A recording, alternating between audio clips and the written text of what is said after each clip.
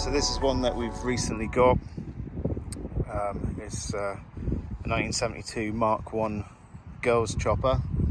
It's, you know, one of the latest ones. It's a crossover, so you can see the chain wheel is the snowflake style. You can see the crossover rear tubes on this one, which is those right there. Normally you have the bullet style on the Mark 1s, but because they kept failing, Raleigh changed them to that style. So yeah, you'll see them on all the Mark 2s, and this is when they started crossing over. So this frame number is roughly, like, I don't know, 040 or 043, which is about January 72. It's Carmine Red, which is sort of one of the more desirable colours. Most people like this, or the blue, the sky blue or flamboyant blue. This is exactly as I found it. The only thing that I've done about 10 minutes ago is added a new old stock shifter, because the shifter that was on there was gone.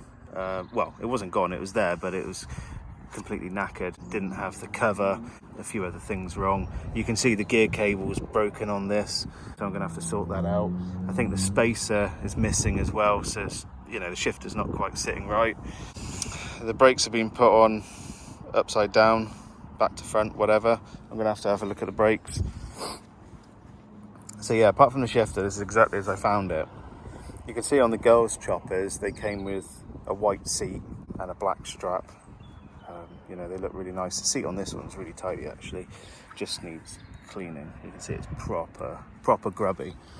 Yeah, true shed find. It's nice, you know, stickers on the back are good. The hub is clean, it's dated.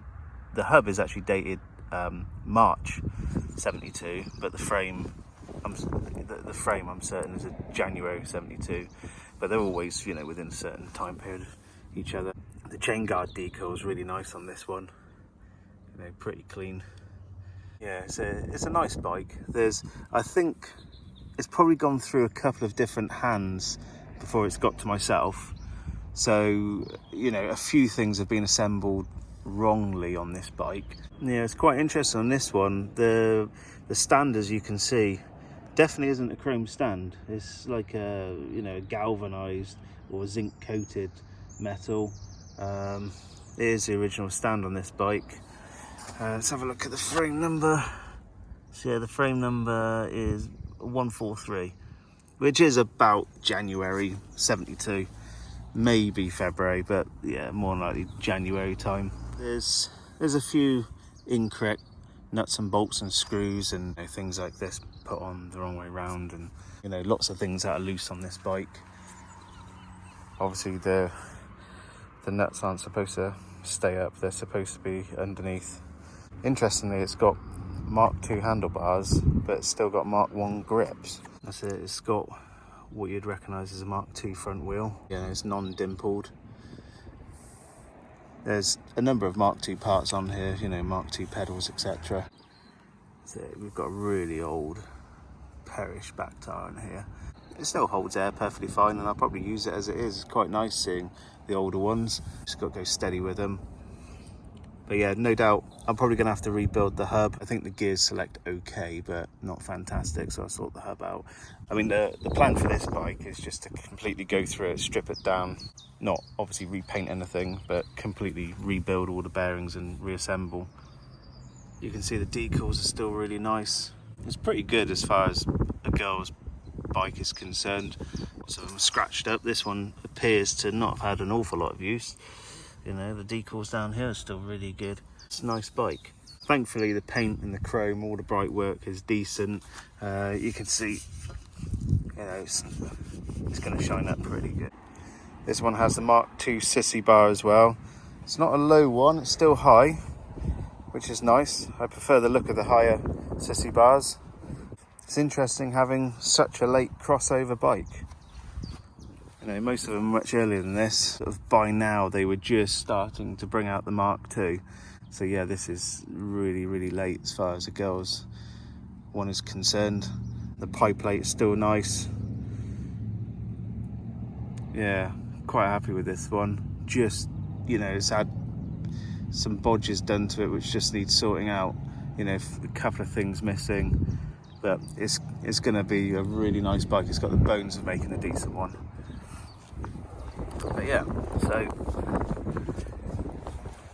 see, it's still got all the muck on there. Should clean that really good. Look at that, it's nice. Can't wait to start cleaning and polishing this one. Should be a good one. Nothing's bent too much. I mean, actually the stem is ever so slightly bent, but that'll straighten out perfectly fine. I can do that. Yeah, it's got the bones of making a decent bike anyway. It's nice that the seat isn't ripped. They're still really good. They're quite difficult to find in white, especially ripped free ones. I've managed to find a couple of NOS ones in my time, but I wouldn't want to put a NOS seat on this bike. It'd just be nice to have it as a good rider. I'd be quite happy riding this. Always wanted a Carmine Girly. Yeah, I've got other Carmine bikes, but never had a Carmine Girly, so that's a new one for me. All the welds are decent. The brazing's good on this one. Some of the bikes around, like the Targa Mustards around sort of 71, they had hardly any braze in here, and they used to snap for a pastime. If you ever find any Targa Mustards, usually they've been welded here and repainted. Loads of them are, and obviously that's why they changed to these dropouts. You know, the bullet ones used to snap at the bottom. Many of them have been welded. Obviously when they changed to this flat style dropout, they stopped breaking, so yeah, it's much better. These bikes don't come up for sale very often. Well, it's hard to find them. It's I mean, a girl's model is difficult to find anyway, let alone one in Carmine and one being as late as this. I always fancied a really late crossover girly, but having it in Carmine is just a bonus. I'm sure there's loads out there, but I've never been lucky enough to be in a position to, you know, buy one. Lots of them are usually sold between collectors, so generally you don't get the opportunity to buy them. If they come up for sale on Craigslist, Tempest, any of those, they're usually snapped up straight away. The guys overseas seem to collect and love them just as much as we do in the UK now. But yeah, this one is obviously an American spec model. I'm going to try and track down the history of it. I'm sure someone must know where it came from in America. It'd be good to know. Yeah, just let me know what you think. If you like it, whether you don't like it.